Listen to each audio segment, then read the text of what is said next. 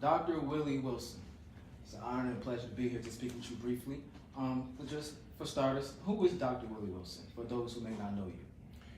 Well, those may not know me, just doing the research, go to williewilsonmayor.com. You'll see an article in there about Wall Street Journal. It'll give you my history from down south to here today. But basically, kind of in short, we were sharecroppers. 11 sister brother, raised from down south, ran with home at 13, and able to get ours in job, made 20 cents per hour. And today we have a international business that does a little bit more than 61 or 62 million dollars a year annual sales from 20 cents per hour. Didn't get much schooling down there because we only like one generation from slavery. So we went through those kind of doing the Jim Crow days. So we had to work our way up, So, and in short, we are a hard worker. I still consider myself today as a sharecropper. Okay. Yeah. All right. And both of us have personally been affected by gun violence. How can Chicago curb the senseless crime in our neighborhoods these days? Well, one person can't fix it, but we need resources within the community. Resources in the community mean economic equality for contracts, job. One may say, how do you get that? Well, you get it by, making sure you control the mismanagement of the situation, all right? The other part is that you get it by making sure you're bringing in new revenue. I believe we have to bring in a casino that does about $2 billion a year that we don't have already. I believe we got to bring in marijuana and tax it, sell it. That'll probably bring in $2.5 to $3 billion a year right there, right? I believe in opening up Meg Field. When they closed that down, that was $500 million a year. So those revenue will come in too to help offset these different type of things. So we're taking those dollars in that way. I believe in setting up a trust. 15% of it or 20% of all new revenue that comes in can take and make sure for those young men and young ladies, family who cannot afford to go to college, that they can have a free education. So obviously it's clear that you have strategies and opportunities that you would love to implement for us in Chicago. So with that being said, what is the plan for the neighborhoods affected by school closings that have seen an increase in this gun violence as well as the crime? Well, first off, we got to get some of them open back up. You can't open all of them back up because I think that over 250,000 people, particularly African American, last year left out of Chicago, right? There was about approximately 50 schools that were closed, right? So if we can get open 30, 40 schools, or maybe less, build new schools, high tech, technology, build them everything. It used to be that we had the 50 schools before we're closing, but a disabled person used to roll a wheelchair, say 5 blocks. Today, because they closed, they got to roll, let's say 50 or 60 blocks, all right? Destroy a whole neighborhood there, not counting the job and things of that nature, and not counting the young people who had to drop out of school because of going to gang territory. But if you put the resources in there, those extra dollars that we're talking about coming in, manage it the right way. Now you got the dollars that goes in there to make sure that students will have opportunity to not only study, let's say, book, but computers. Most of our young people today in the inner city, the urban area, they're learning from book, way back talking about George Washington. Today, in the downtown area and in the Welter area, they're talking about car driving without a human being, rocket going to the moon.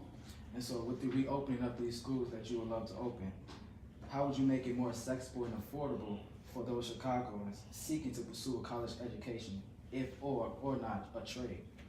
Well, I believe, first off, I believe in trade.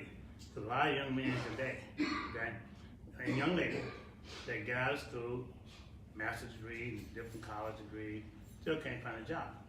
But you got to put trade within the school. How do you get them with more than just in the school? You put them in our community center, you put them in our churches, you put them in places where we can train. A lot of the churches have extra rooms and things of that nature that kids can come in and learn computers and things of that nature as well.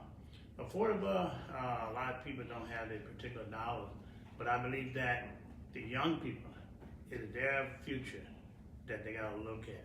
I believe you gotta think about owning your own business, okay? That way the job recycle within the community. So you're big on entrepreneurship. Absolutely right. I'm an entrepreneur, you know, and we train people, hire people, and that in the community itself.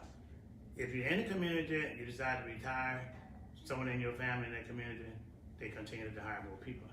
If you retire out of the community and don't live in the community, then you retire, those jobs goes away because they close down. I believe that the young people today have to take control of their own future. And the future is entrepreneurship, in my opinion. Now, everybody ain't made particular for entrepreneurship, but those people who want to be entrepreneur can take care of this one and create jobs.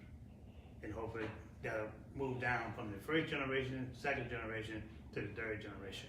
I think that is how we have to start thinking about working for ourselves without depending on anyone else. Okay. Now, do you think that should be highlighted more in school? I think it should be. Most of the young people that come from wealthy areas and things of that nature, it's in school. You know, highlighted in school. Businesses, all right?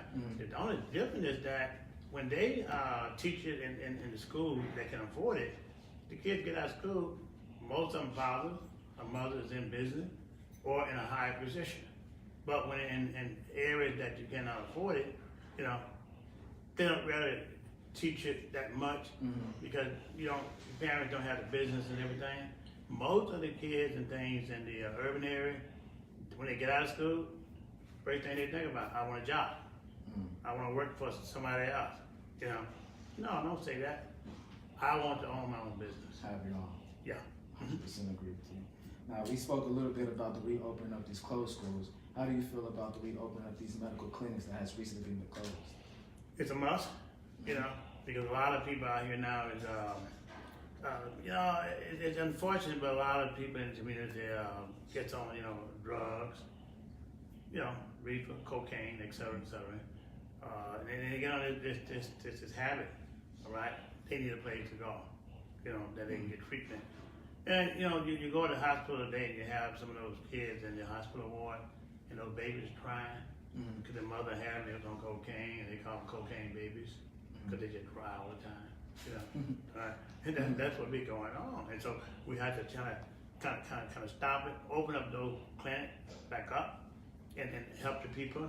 But also, a lot of people within certain communities, the African American community, the Latino community, and other communities don't have the dollars or resources when they get sick or somebody to help treat them. You know, today they get sick, they go to an emergency room, you know, or they go to Cook County, all right? Local hospital. Local hospital, but that's Cook County per se. Local hospital, if you don't have a insurance card and things of that nature, they look at you totally different way, you know. But if you take and get your education right, get a trade that you can take care of your family, you don't have to go to these things because now you have the necessary revenue to help support your family, you know. And you don't have to really like recycle yourself from a school route, you recycle yourself back into the prison system. Then you get the prison system, you get out of that, and then you recycle right back in there because you can't find a job, and then you got a record that don't get expunged. Yeah. Okay. And so how do we deal with the corruption that's going on in the city of Chicago? Well, that again, the lack of resources, you know. But I do say this much: the crime that happened into the urban area, somebody steals a candy bar, somebody robs somebody get away with $500 and go to jail for life almost. The big crime is the white collar crime. They steal billions of dollars. They hire lawyers and things of that nature. They don't get to go to prison, you know? So there's a lot of imbalance there, right? Now, again, you put the resources, the dollars, into the community. How do you get the dollars into the community for to start your own business? You gotta create grants. Grant will help people get into the business. Once you get into the business, then you take and repay that money back, all right? It's just like to borrow from a bank. The only thing about borrowing money from a bank, you gotta have a good credit, you know, no record, you know. Clean slate. Clean slate, right. But everybody not cut out for a clean slate. A lot of our young men, young ladies, they get arrested just for walking the street and get a record. You know, we got to deal with that situation as well. Clean the record. You know, don't get a record, period. If you go to jail, just pick up for misdemeanor non-violent. You know, you shouldn't have that. So you're dealing with these different sources in terms of keep crime down, which is a major, major problem. You know, you have to put the dollars in there. If you got the money in there to buy your food, things of that nature, a bank account, you get your kid to college and schools of that nature, there's no need to go out there. It's kind of like, okay, if you're hungry, you got food to eat, you get full, you ain't got to go steal no food. That's a good analysis. But is it that simple? It's that simple that people that realize it to put it that way, but you got the white collar crime that is ripping the community from the resources. You pay taxes, you don't get the money back equally and fairly back into the community. It goes somewhere else, you know. And so by people depressing the community, that causes these problems. Certain communities are so depressed until we don't even go out and care about voting. You know, if you don't vote, it's a problem. You know. Now speaking of voting, how do you get more people to get out and vote, specifically the millennials? Well, that's a different situation. I'm from a different era. Okay, we was you know, we came up through the days of the Jim Crow days, Martin Luther King Jr., you know, Malcolm X and those guys. They fought, walked the street, got killed, went to prison. Took a stand. Yeah. People like myself, we must vote in order to respect our ancestors. You know, and I take that serious. The young generation missed that. All right? We must be able to tell our young people, look, here's the history. It used to be Black history was taught into school. Today, Black history is not taught into school. You know, it's not so fashioned today for young people want to take Black history. You know, if you don't know your history, where are you going? You know, you need to understand how you got there. To understand where you're going. Right. Right now, today, you gotta have some young people gotta get excited to do this and get excited to do this, that, and everything else. If you don't have that, you don't get the education, you don't get the trade, you recycle yourself with drugs, going to jail, or out of a job. It is like downhill, you know. So we have to, regardless of what we feel, what we think, we still must get out there. If I had to work today for 20 cents per hour, like I used to do, I would do it. If you're gonna take care of my family. The question is, will you work for 20 cents per hour? Would your young people work for 20 cents per hour? Probably not. They got a problem working for minimum wages, you know. But you can't take that attitude, because a honest dollar, to make a living, it has a way of putting character into a person's self. You know, if you don't always start at top, you start at bottom, and you work your way up. You said something interesting. You brought up Dr. Martin Luther King, how they took a stand and just making a fight. And so now we're seeing history repeat itself, unfortunately, with the police brutality recently in the Kwame McDonald murder case. What is your position as far as the criminal injustice, social injustice? Well, it's not, certainly not geared for people of color, you know, fairness. You know, they don't have equality within the police department. You know, a young man, young lady, stand on the corner, come by, you pick them up. You don't like it, you go to jail, you lock up. Parents don't even know where you're at. You know, I would integrate the police force, equality in job, in the police force, and also in rank. You know, now just because you're African American still don't mean you're gonna be treated right, but it also have another faith that person can relate to. You know, you must integrate those cards into white community as well as the Hispanic community as well as the African American community.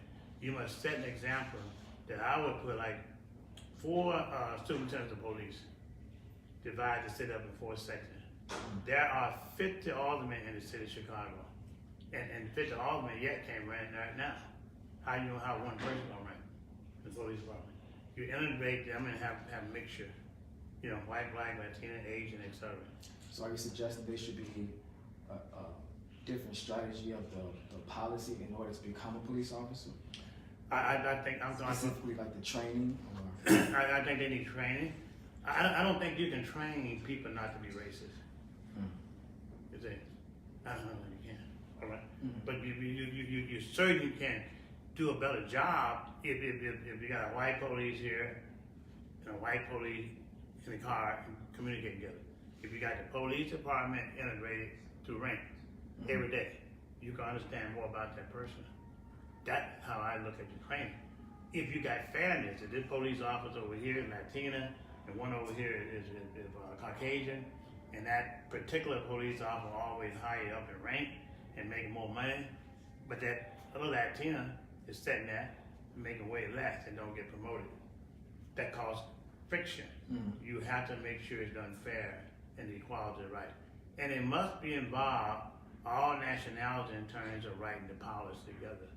If somebody all Caucasian write the policy of the police department and a minority doesn't get a chance to put no input in it, how can that reflect and relate to a certain community? Okay, and you also mentioned the millennials and how we are the future. What exactly about the millennials appeals you to the most? Well, it's their future. They must come to grip that it ain't all about, everybody's not gonna be a basketball player. Everybody's not gonna be a rapper. You know, everybody not going to be those superstars. You know, we gotta have some doctors, gotta have some lawyers. We gotta have somebody who's in technology. You know, we have some smart young people out here that have the capability of getting these jobs, but because of the economic condition, they cannot afford to get that. I would change that, making sure that the dollars are there to where grants, that they can get through the college and everything, making sure that those disadvantaged, to making sure that, look, you're gonna go to school, you're gonna go into college, you're gonna go to high school, making sure that you got a trade. Making trade is part of this situation being a course at the graduation. You know, if you can't finish school, they say, okay, you got no history. Okay? Well, make it that you gotta finish school too, at least with one trade or more.